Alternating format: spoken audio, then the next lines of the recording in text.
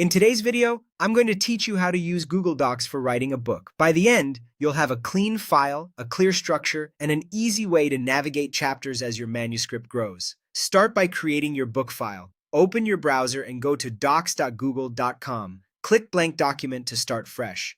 At the top left, rename the file to something meaningful, like your working title. Renaming right away helps you find it easily later and keeps your drive organized as drafts multiply. You can always change the title as your project evolves. Next, set up the basic structure of the document. This simple layout is very important because it becomes the backbone of your book. At the top, create a title page. Under that, leave a spot for your table of contents. Then add space for Chapter 1, Chapter 2, and Chapter 3. You're just mapping the book for now, giving yourself clear anchors to write into. This roadmap reduces friction when you return to the draft, and it sets you up perfectly for automatic navigation in the next step.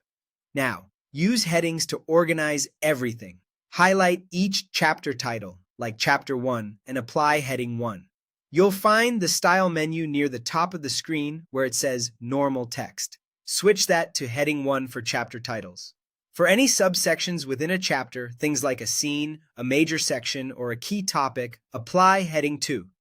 Using consistent headings does two things. It keeps formatting uniform across the entire manuscript, and it tells Google Docs how your book is structured.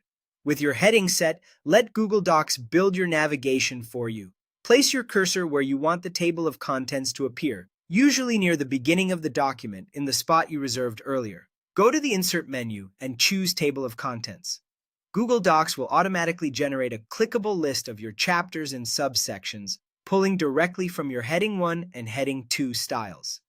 As you add, rename, or rearrange chapters later, the table of contents can be updated to reflect those changes, so you don't have to maintain it manually. That's the foundation. Create your book file, set up a simple structure with a title page, a table of contents, and chapters, then use Heading 1 and Heading 2 to organize and auto-generate navigation. With this workflow, your manuscript stays tidy, consistent, and easy to move through, so you can focus on writing the best book possible.